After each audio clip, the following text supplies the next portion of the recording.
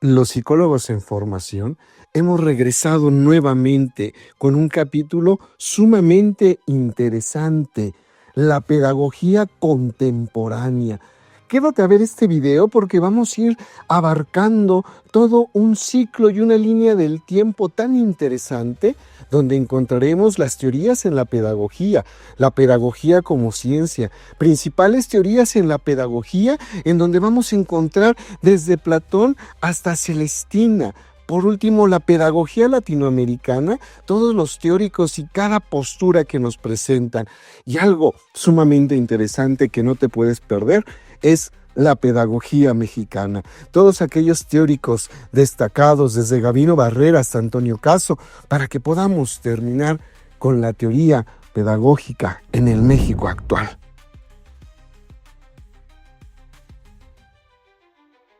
La educabilidad como objeto de estudio es la capacidad inherente del ser humano para ser y dejar educar, un potencial de la perfeccionamiento y humanización, que permite al individuo apropiarse de la cultura y construir su conocimiento, siendo una categoría central en pedagogía, que investiga los límites y posibilidades del proceso educativo influenciada por la biología, plasticidad, la psicología, la sociología y la propia reflexión ética sobre el desarrollo humano, más allá de la mera transición de información. La plasticidad se relaciona como la flexibilidad del sistema nervioso humano que permite una gran capacidad de adaptación y aprendizaje, a diferencia de los instintos fijos de los animales. A continuación, yo hablaré sobre la construcción de la teoría en la pedagogía. Iniciamos por la palabra pedagogía. Esta viene de la antigua Grecia, paidagogos, que significa guía de niños. Nace aquí con ideas tempranas sobre la información del ciudadano. Entonces, la construcción de la teoría en la pedagogía surgió de la necesidad de sistematizar la enseñanza, evolucionando desde la transmisión autoritaria en la misma Grecia y fue dirigida hacia enfoques más centrados en el estudiante en los siglos XIX y XX. Esta fue impulsada por cambios sociales, el surgimiento de la burguesía, de la psicología, con aportaciones clave como las de Piaget y Vygotsky, y movimientos como la Escuela Nueva, el constructivismo, ya que estos buscaban comprender y mejorar activamente el proceso de aprendizaje y su impacto social.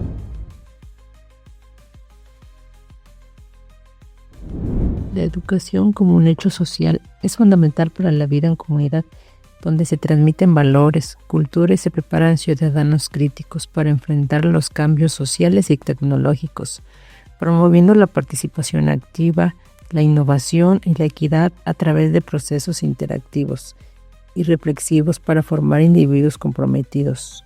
Ahora, en las profesiones, las necesidades sociales y la educación responden la forma en trabajo social, pues en cada momento de la historia, cada sociedad busca realizar un ideal y correcta educación para sus individuos en su entorno y pasado histórico.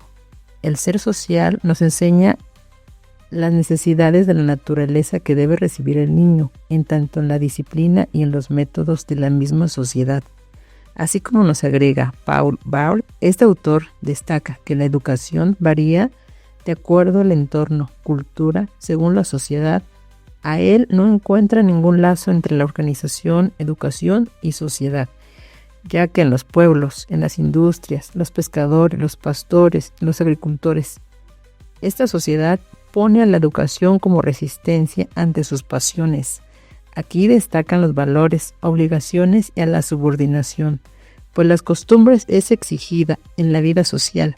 Así que la educación ante estos hechos son complejos a llevar el mismo método dentro de la pedagogía.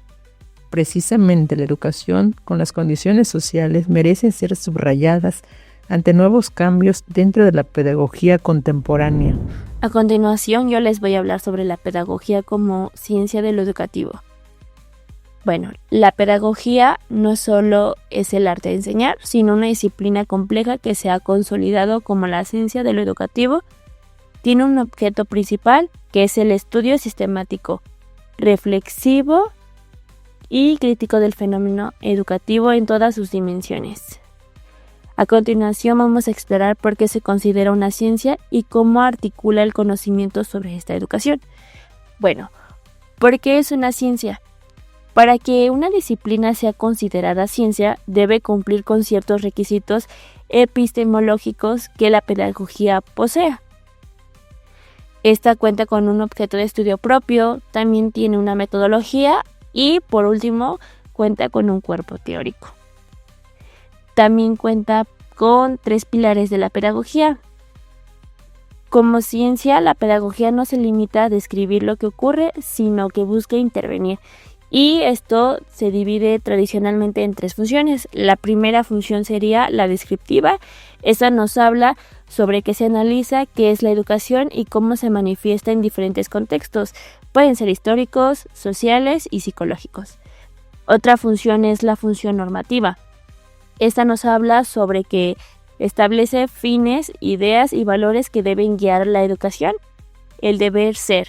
Y por último, la función tecnológica o aplicada. Esta desarrolla las herramientas y métodos para que el aprendizaje ocurra de manera efectiva. Al igual, tiene un carácter indisciplinario. La pedagogía es una ciencia de síntesis.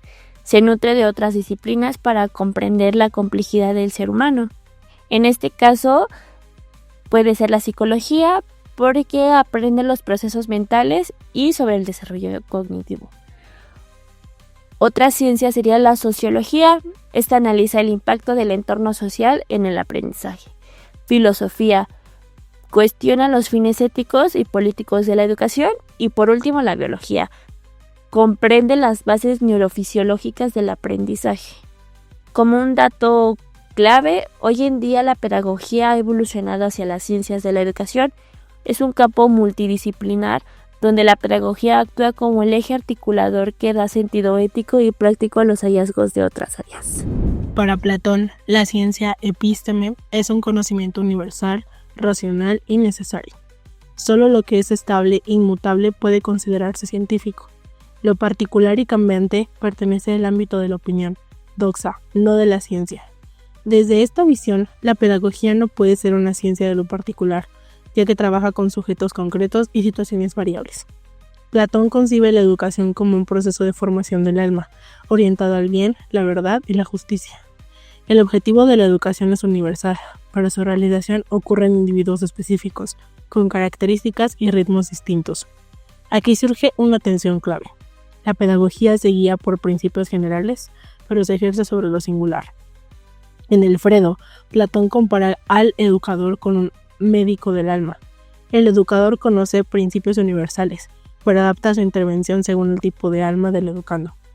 Esto muestra que la pedagogía, aunque no sea ciencia de lo particular, es una práctica orientada por lo universal, aplicada a sujetos concretos. La pedagogía contemporánea retoma esta idea a reconocer que existen principios generales del aprendizaje, pero que la enseñanza debe ser contextualizada, inclusiva y centrada en el estudiante. Enfoques actuales destacan la diversidad, la subjetividad y el contexto, reafirmando que educar no es aplicar fórmulas, sino acompañar procesos singulares. En conclusión, desde Platón hasta hoy, la pedagogía no se define como una ciencia de lo particular, sino como una práctica reflexiva que articula lo universal con la singularidad de cada estudiante.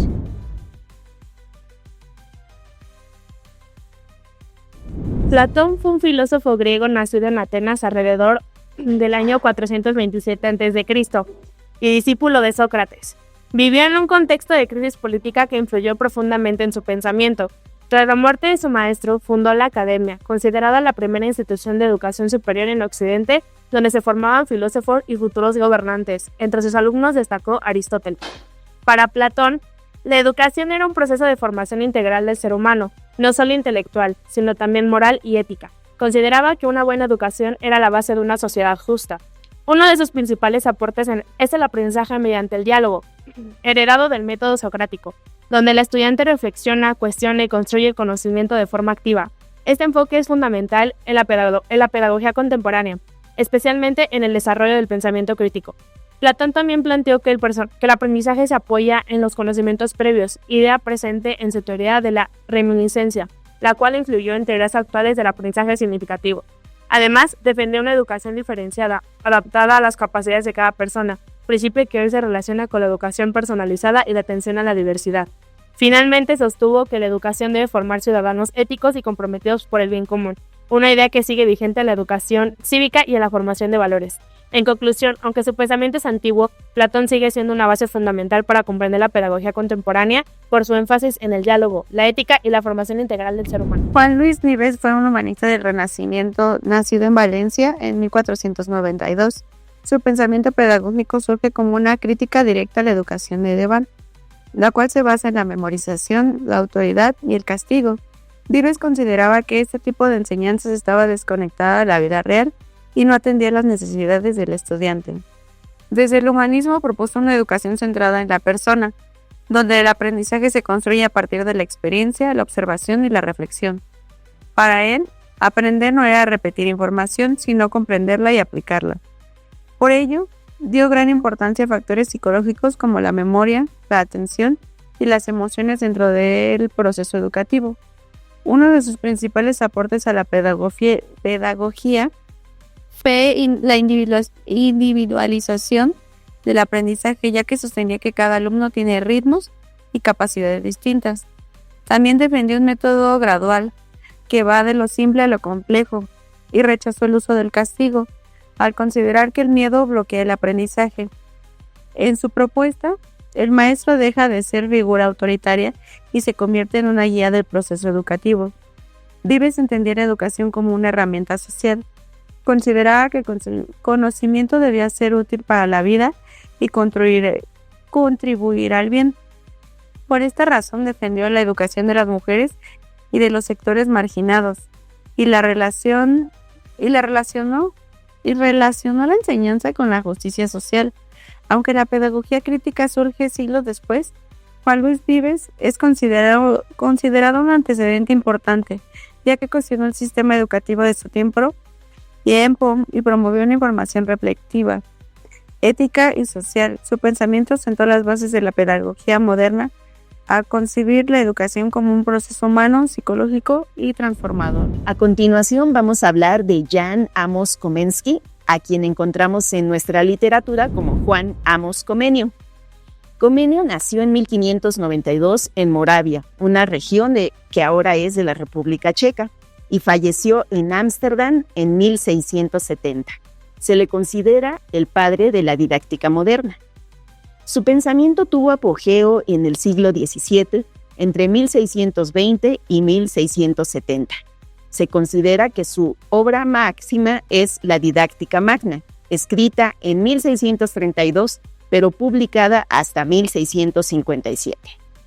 A Comenius se le atribuye la transición del pensamiento medieval al humanismo moderno renacentista. Parte de su contexto explica su aportación.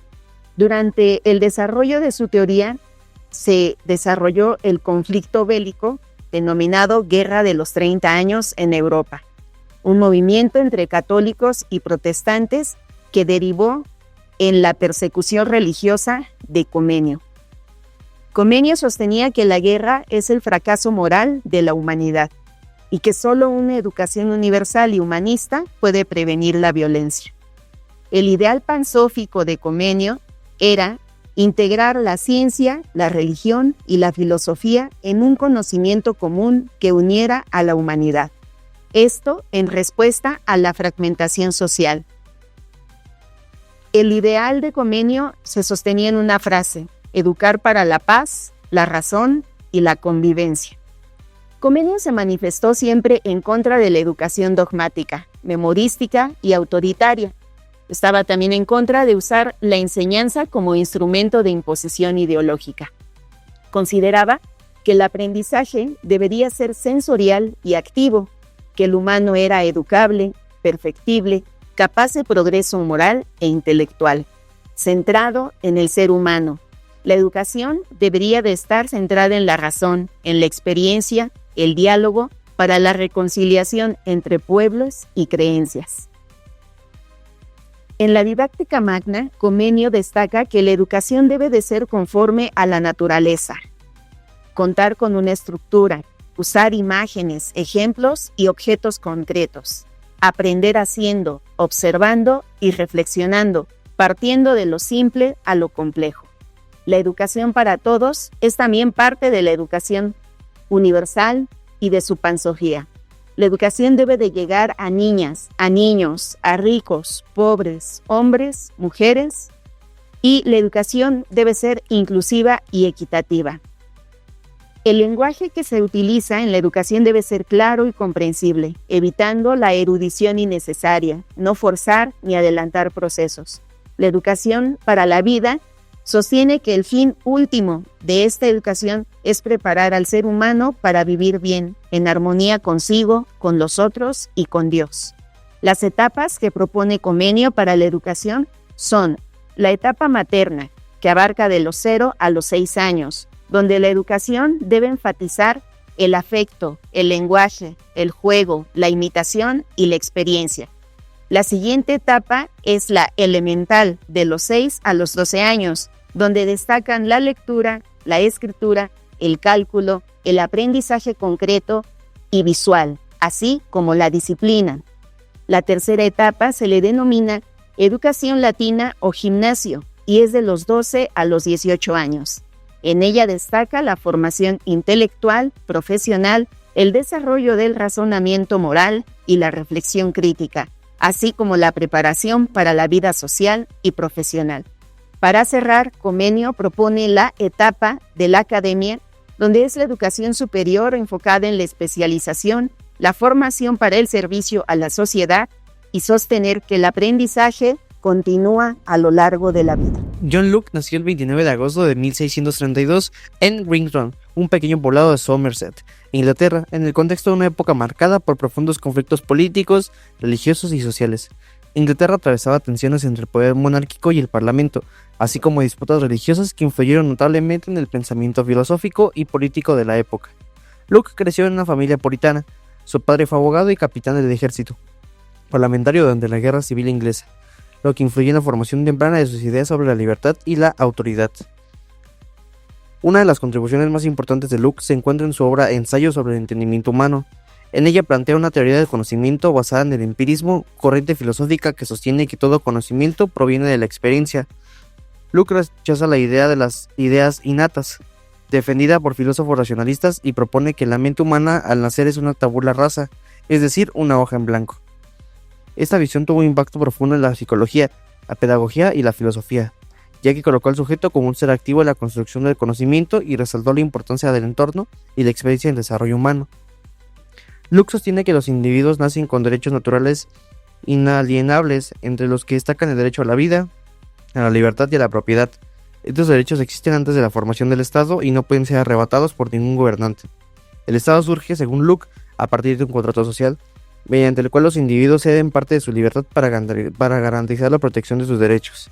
A diferencia de las teorías absolutistas, Locke defiende que el poder del gobierno debe estar limitado y que su legitimidad depende del consentimiento de los gobernados. Si un gobierno no cumple con su función de proteger los derechos naturales, el pueblo tiene el derecho de resistirlo o incluso derrocarlo.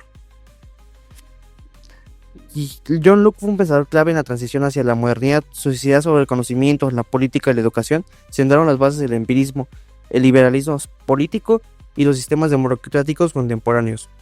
Al concebir al ser humano como un individuo libre, racional y capaz de construir con su conocimiento a partir de la experiencia, Locke contribuyó de manera decisiva a la defensa de los derechos humanos y la libertad. Su legado sigue vigente en la actualidad, tanto en la filosofía como en las estructuras políticas y educativas de las sociedades modernas, lo que confirma su relevancia histórica e intelectual. Jacques Rousseau nació en 1712, fue un influyente filósofo, escritor y músico suizo de la Ilustración, conocido por sus críticas al progreso y su defensa de la bondad natural del hombre, ideas plasmadas en la obra como El contrato social y Emilio o La educación, que inspiró la Revolución Francesa y transformó la pedagogía y el pensamiento político, abordando por una vida más cercana a la naturaleza y la educación centrada en el niño. Propuso que el poder político emana del pueblo y se ejerce a través de la voluntad general, buscando un orden social justo donde la libertad individual se combine con la ley. También un trato pedagógico que aborda por la educación natural, centrada en el desarrollo integral del niño, en armonía con la naturaleza, preparando al buen ciudadano para el contrato social. También argumentó que la propiedad privada es la raíz de la desigualdad social y la corrupción humana, idealizando un estado de naturaleza inicial más puro. Heinrich Pestalozzi, 1746-1827, fue un pedagogo suizo que hizo importantes contribuciones a la educación, y estas son algunas de sus aportaciones más importantes, que viene siendo el enfoque en el desarrollo integral del niño. Pestalozzi creía que la educación debía enfocarse en el desarrollo de todas las facultades del niño. Estas son incluyendo la intelectual, la moral y la física. El aprendizaje a través de la experiencia. Él defendió la importancia del aprendizaje a través de la experiencia y la observación en lugar de la mera memorización. La individualización reconoció la importancia de adaptar la educación a las necesidades, habilidades individuales de cada niño. El aprendizaje en grupo fomentó el aprendizaje en grupo y la colaboración entre los estudiantes. Y también está la importancia de la educación para todos. Pestalozzi creía que la educación era un derecho fundamental de todos los seres humanos, independientemente de su origen social o económico.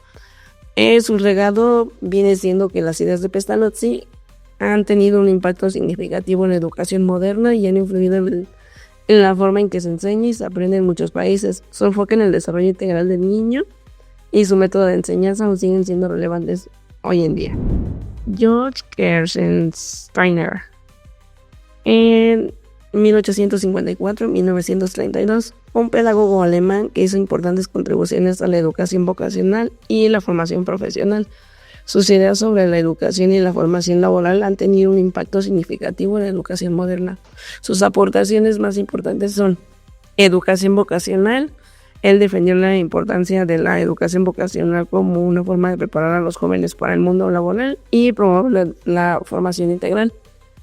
Formación profesional. Desarrolló un enfoque en la formación profesional que combinaba la teoría y la práctica y se enfocaba en el desarrollo y habilidades de competencias específicas.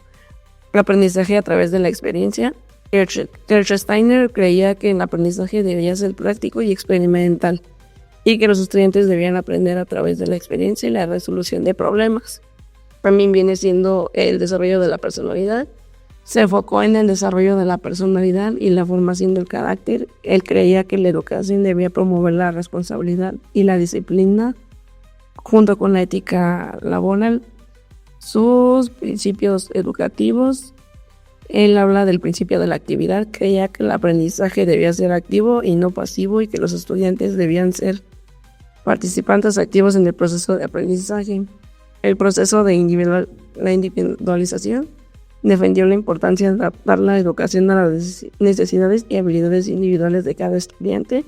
Y el principio de la socialización. Creía que la educación debía promover la socialización y la formación de ciudadanos responsables y comprometidos con la sociedad. De su legado, las ideas de Gerstensteiner han tenido un impacto significativo en la educación vocacional y la formación profesional en Alemania y en todo el mundo. Sus principios educativos hoy en día siguen siendo relevantes y han influido en la forma en que se enseña y se aprende en muchos países. John Dewey nació en 1859.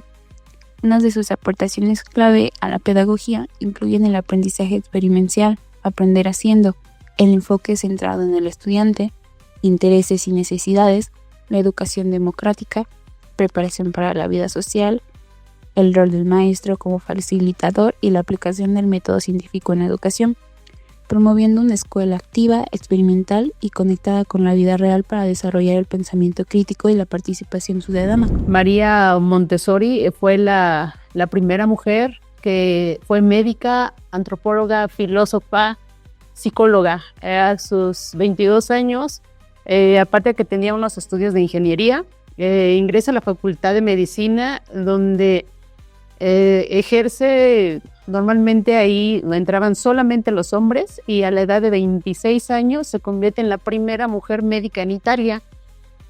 Le invitan a una conferencia en Berlín, donde ella habla, desarrolla una tesis a favor de la mujer, argumentando que las mujeres tienen igualdad derechos, salario igual que a los hombres. En 1897 entra como voluntaria en la clínica psiquiátrica de la Universidad en Roma, donde visitaba a los niños en los asilos de enfermos mentales.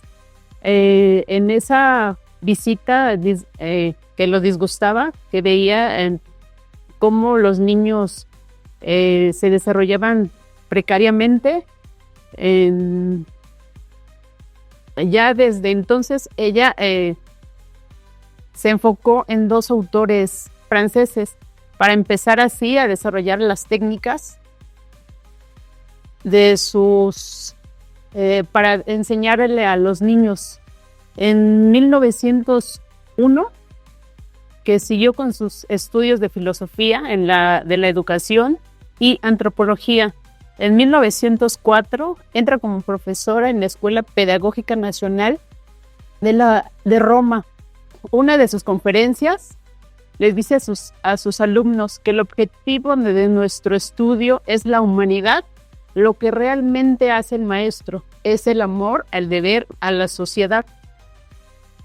En 1907, justamente el 6 de enero, fundó la primera Dei Bambini, o Casa del Niño, que es lo que así se conoce, donde introdujo las actividades y materiales para que el niño desarrolle en su entorno, logrando así un progreso extraordinario. En 1933, de 1917, crea un laboratorio en Barcelona, justamente llevando los conocimientos y los estudios para los niños. En 1933, las escuelas de Montessori fueron cerradas por no cooperar con los planes de Mussolini, donde estalla la guerra civil. En ese entonces, ella se refugia en la India, donde lleva igual los conocimientos y enseña igual también los propios métodos. Y se regresa ya con su hijo, que lleva los mismos conocimientos. Y en 1952 fallece Montessori. Tanto su hija como sus nietos quedan a su legado. Y hoy en día hay 500 escuelas, 5,000 escuelas en todo el mundo con todo el método Montessori. El método Montessori como tal sí lleva la curiosidad, la libertad y el autoconocimiento, justamente basándose nada más en la observación. Auguste Recloil, de 1871 a 1932, aportó a la educación un método centrado en el niño, la globalización del aprendizaje. Este consistía en percibir el todo antes que las partes y los centros de interés para organizar el currículo en torno a necesidades vitales, como alimentarse, protegerse, etc. No asignaturas fragmentadas, preparando al alumno para la vida mediante la observación, la experiencia y el juego, enfocándose en el desarrollo integral del individuo. Su lema fue Escuela para la vida y por la vida. Edward Clapperus, nacido en 1873 a 1940, aportó a la pedagogía la educación funcional centrada en las necesidades e intereses del niño para una escuela activa y a la medida, donde el aprendizaje es una reacción vital impulsada por la satisfacción de necesidades y el interés, no acumulación de datos. Propuso que el maestro debe ser un estimulador de intereses, aplicando la psicología infantil para crear un ambiente donde el niño aprenda experimentando, jugando y resolviendo problemas reales, así preparándolo para la vida. Celeste Peñet. Él nació en 1896 y falleció en 1966. Bueno, francés, pionero cuya educación transformó la educación que ahorita llamamos como educación moderna. Su enfoque cambió el centro de atención del aula. En lugar de centrarse en el discurso del maestro, se enfocó más en la iniciativa del estudiante y la vida en la comunidad. Sus ideas siguen siendo muy influyentes hoy en día, especialmente en los entornos de aprendizaje activo. En lugar de la lección tradicional, diseñó un sistema donde los niños hacían el trabajo y llevan la palabra. Esta limitación física dio un lugar a uno de los cambios más democráticos en la historia de la educación. Freire pone en una tabla y separa la educación tradicional como el maestro como única autoridad, y en su pedagogía de él dice que el maestro es la guía o como colaborador. También otra educación tradicional que él pone es escucha pasiva y libros de texto, y en su pedagogía es creación activa y textos libres. Otro tema que toca es las calificaciones competitivas, y él en su pedagogía es trabajo cooperativo y autoevaluación. Y por último, la educación tradicional que él pone como aislamiento de la comunidad, para él es integración con el entorno local. Su legado hasta el día de hoy en muchos movimientos modernos, incluyendo el aprendizaje basado en proyectos, el método Montessori se centra más en lo social, y las escuelas democráticas, su organización viene en francés, École Moderne, siguen apoyando a docentes en todo el mundo. Y una de las palabras que dice él, no es un juego lo que es natural en el niño, sino el trabajo.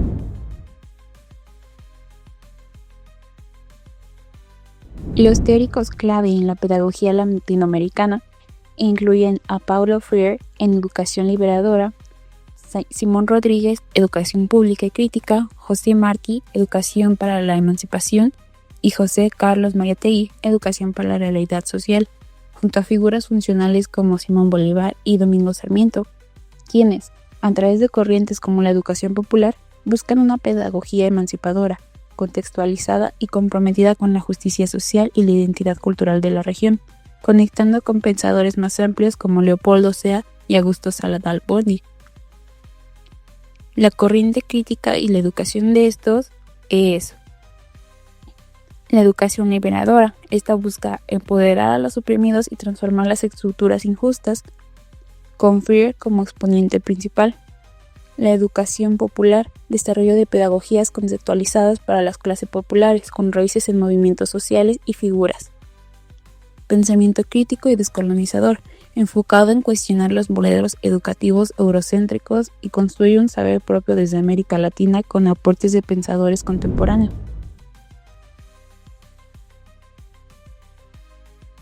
A continuación, vamos a abordar las diferentes corrientes filosóficas que han influenciado la pedagogía mexicana a lo largo de la historia. Entre ellas, el liberalismo, el positivismo, la ilustración y otras corrientes como la escuela nueva, el estructuralismo y la pedagogía crítica. Todas las anteriores, desde su respectiva particularidad, han buscado formar ciudadanos para el Estado-nación, enfocándose en aspectos como la ciencia, la razón, la identidad nacional y la transformación social, mismos que reflejan la actualidad de los debates políticos y culturales del país. Analicemos cuáles fueron sus influencias. En el caso de la Ilustración y el liberalismo, en el siglo XIX, fueron corrientes cercanas a las ideas de Rousseau sobre la libertad y la naturaleza humana. Estas fueron fundamentales para el proyecto educativo post-independencia, buscando una formación más racional y cívica. El positivismo, a finales del siglo XIX y principios del siglo XX, fue impulsado por Gabino Barreda. Promovió una educación científica, laica, basada en la observación y la experimentación, destacando los valores del orden y progreso, mismos que marcaron la Escuela Nacional Preparatoria y la educación pública. El socialismo, en la época cardenista, buscó una educación rural, científica, no religiosa y con orientación socialista, enfocada en la agricultura y la preparación para el desarrollo nacional. La Escuela Nueva, a principios del siglo XX, ubicó al niño como centro del aprendizaje, la actividad y la experiencia dentro de la institución escolar. El estructuralismo, a mediados del siglo XX, buscó identificar estructuras permanentes en la educación, viendo al hombre como objeto de estudio científico, influyendo en metodologías más objetivas.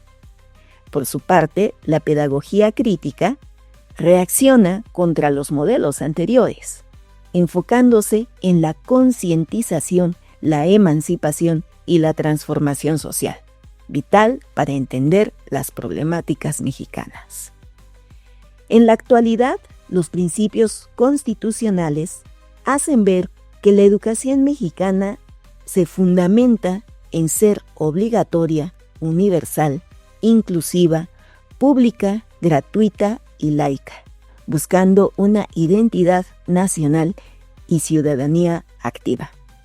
Estas corrientes se han entrelazado creando un pensamiento pedagógico dinámico que busca responder a las necesidades de México, desde la formación del ciudadano ideal hasta la búsqueda de una identidad propia y la transformación social. Gabino Barreda, nacido en 1820 y murió en 1881, notable médico, educador y político mexicano, fundador de la Escuela Nacional de Preparatoria en la Ciudad de México. Nacido en la ciudad de Puebla, viajó por Europa, donde fue discípulo de Augusto Comte, lo que explica el por qué Barreda fue en México el impulsor del positivismo. En 1887 presidió de la comisión encargada de reorganizar la enseñanza, estableciendo esta sobre las bases positivistas que prevalecieron durante la segunda mitad del siglo pasado, hasta ser sustituidas por nuevas corrientes pedagógicas. Gabino Barreda desempeñó, entre otros puestos de importancia, el ministro plenipotenciario de nuestro país en Alemania. A través del discurso con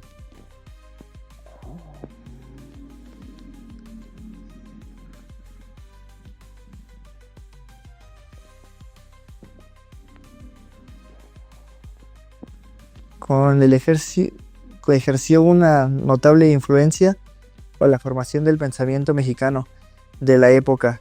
Sus obras más notables fueron de la educación moral y opúsculos. Justo Sierra Méndez nació en San Francisco de Campeche, ciudad mexicana, capital del estado de Campeche, el 26 de enero de 1848. Falleció en Madrid el 13 de septiembre de 1912. Fue un escritor, historiador, periodista, poeta, político y filósofo mexicano. Hoy es considerado uno de los personajes más influyentes de la historia moderna de México.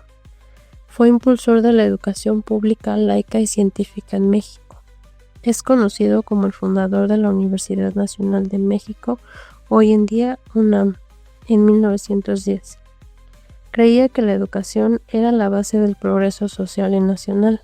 Sus principales aportes fueron como secretario de Institución Pública y de Bellas Artes durante el Porfiriato. Promovió la educación obligatoria, el desarrollo de escuelas normales y la profesionalización del magisterio. Influido por el positivismo, defendía la ciencia, el orden y el progreso. Veía la educación como una herramienta para formar ciudadanos críticos y responsables.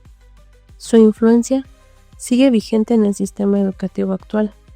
Los aportes educativos principales fueron: la fundación de la Universidad Nacional de México, UNAM, buscó una universidad que integrara ciencia, humanidades y formación profesional. Impulsó la educación pública, laica y obligatoria, defendiendo que la educación debía ser accesible para todos, sin control religioso. Consideró la escuela como base del progreso social. Apoyó las escuelas normales para preparar mejor a los docentes. Buscó elevar la calidad de la enseñanza. Promovió la enseñanza de las ciencias y el razonamiento lógico. Enfocó la educación en el orden, el progreso y la modernización del país. Consideró la educación clave para formar ciudadanos conscientes y comprometidos con México. Muchas de sus ideas siguen vigentes. Educación pública, Universidad Nacional, formación docente y educación como derecho social. Su idea sobre la educación no era solo aprender a leer y escribir, Creía que la escuela debía formar personas con valores capaces de pensar, participar en la sociedad y amar a su país. Defendió que la educación fuera pública, laica y obligatoria, para que todas las personas, sin importar su origen, tuvieran oportunidad de estudiar. Uno de sus mayores logros fue la fundación de la UNAM. Esta universidad fue creada para reunir el conocimiento científico, cultural y humanista del país. Además, impulsó la formación de maestros y la organización del sistema educativo, buscando que la enseñanza fuera de mejor calidad. Gracias a él, la educación se entiende como un derecho y no como un privilegio. Su pensamiento hoy en día influyó en el sistema educativo que tenemos actualmente en México. Yo voy a hablar un poco de la pedagogía mexicana, iniciando por Enrique Conrado Rebsamen. Fue un pedagogo suizo que se nacionalizó mexicano y alrededor de 1885, pues el presidente de México en ese entonces, Porfirio Díaz, le manda una carta a Enrique pidiéndole que pues venga a México para realizar unos cursos. Entre ellos, pues se fundaron las escuelas normales y ayudó a modernizar la educación en el país. Sus principales aportes fueron a finales del siglo XIX, por 1904. Y iniciamos por la creación de escuelas normales. Influyó mucho en la creación, pues sí, justamente de escuelas normales para la educación de profesores o docentes, principalmente en los estados de Oaxaca, Guanajuato y Veracruz. También promovió y creó el método de lectoescritura Rebsamen, basado en el aprendizaje por el reconocimiento de palabras más simples. Esto se basaba en enseñarle al niño 50 palabras fáciles, de algunas 2 sílabas máximo, para que el niño pudiera reconocer fonéticamente y visualmente. También se apoyaba de objetos o imágenes. Esto quiere decir que, por ejemplo, no sé si ustedes recuerden que alguna vez les enseñaron a escribir con el sonido de las letras. Por ejemplo, sol, pronunciaban primero la S con el sonido, luego la O, luego la L. Esto fue lo que propuso Enrique para implementar en todas las educaciones desde los niños pequeños. Es por eso que implementaron el cuaderno con doble raya para practicar las formas de las letras cuando éramos pequeños y así aprenderlo. Eso sustituía el método simple, que era por deletreo. También promovió un enfoque en la individualidad y el aprendizaje. Esto quiere decir que se enfocaba más en la individualidad del niño y en las necesidades de cada uno para poder así establecer métodos de aprendizaje.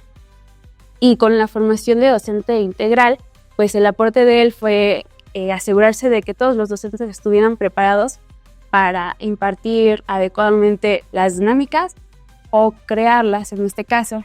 Y también apoyó para el diseño curricular, ya que creó planes estratégicos para implementar nuevas pedagogías modernas en la educación que posteriormente enseñaron en las universidades normales. Y también en la difusión de la pedagogía moderna, lo que hizo fue que creó una revista en todo México que se llamaba México Intelectual, donde iba actualizando pues nuevos métodos para actualizarnos, que estaban basados científicamente y con experimentación. Y pues también apoyó para la organización de sistemas educativos, es decir, unió todos estos aspectos y así pudo inculcarlos en cada etapa estudiantil. Y pues por último, pues su legado es que transformó la educación mexicana al centrarla en el desarrollo del niño. Y pues reemplazó los enfoques antiguos o científicos por algunos más humanistas y que estaban sentados en la observación para ayudar a la educación moderna en el país, que esto es base actual. Gregorio Torres Quintero, quien es autor del método onomatopeyeico, que sirve para enseñar lectura y escritura a los alumnos que estaban por iniciarse en ello. Él dice que señala que este método sigue vigente hoy en día y se basa en los sonidos naturales para conocer las letras, sílabas y palabras, y complementan el método de Rebsamen con el nuevo elemento fonético de la onomatopeya. Esto todo lo conocemos porque es como nos enseñaron, ¿no? Que ponían la M y todos, ¿no?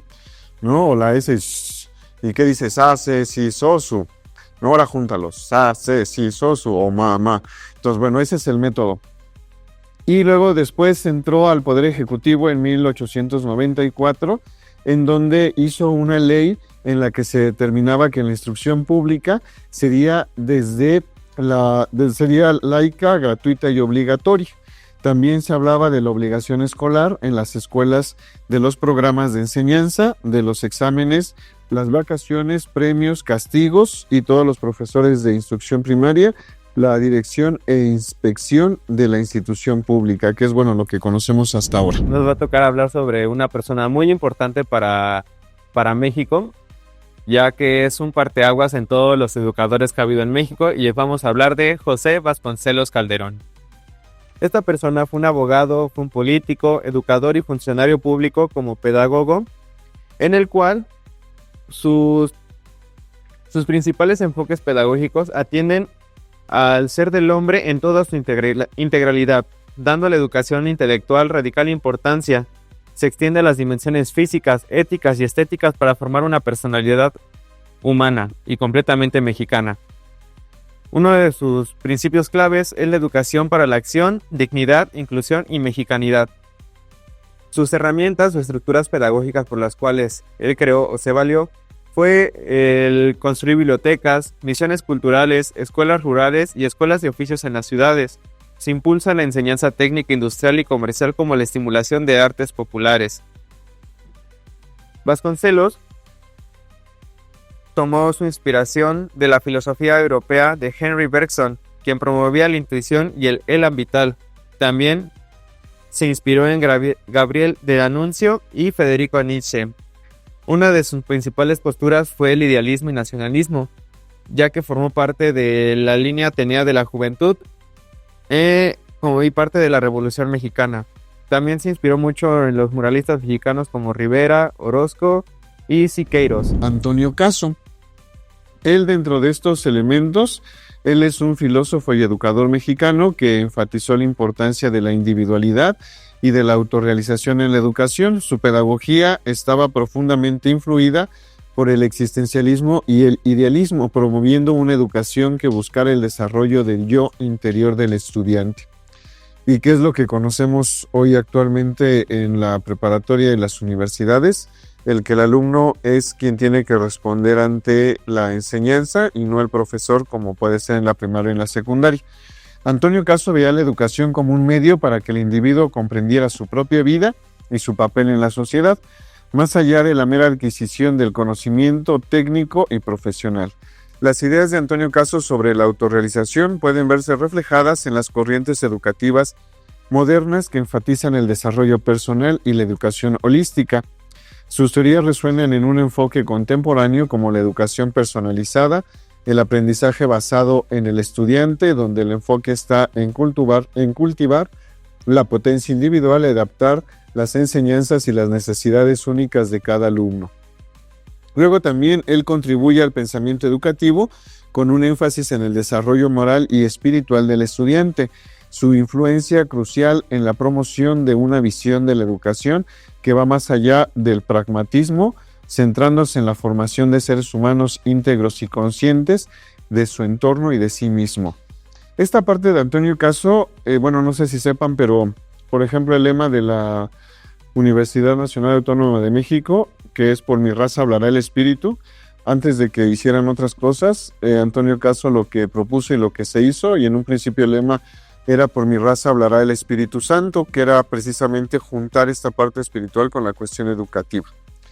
Y luego el desarrollo epistemológico de Antonio Caso refleja un compromiso con una comprensión más profunda de la experiencia humana y del conocimiento, abogando siempre por una educación que se centre menos en la acumulación de información y más en la significación y la relevancia personal del aprendizaje. Esta perspectiva sigue siendo influenciada en debates sobre el propósito y la dirección de la educación moderna.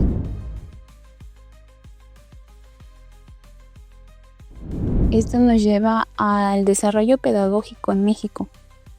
Este ha evolucionado desde un enfoque liberal del siglo XIX, con la creación de la SEP y figuras como Vasconcelos, hacia modelos actuales que integran teorías internacionales como el constructivismo, el aprendizaje activo, el humanismo, en emociones, y la teoría sociocultural de Vygotsky, centrándose en el pensamiento crítico, desarrollo personal, trabajo colaborativo y una educación incluyente, adaptando la teoría a necesidades sociales y fomentando la formación docente continua para mejorar la calidad educativa en un entorno cambiante. Algunas figuras clave fueron Justo Sierra, en el Sistema Nacional de Educación Pública, Vasconcelos, en la Revolución Pedagógica, y pues la fundación de la benétrica Escuela Nacional de Maestros.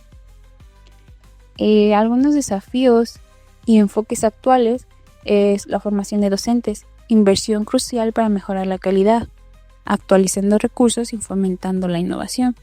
También está la adaptación a crisis, implementando educación a distancia, como durante la pandemia del COVID-19. Esto pues ha impactado la dinámica educativa. Y pues también está el último relevante, que sería el enfoque integral.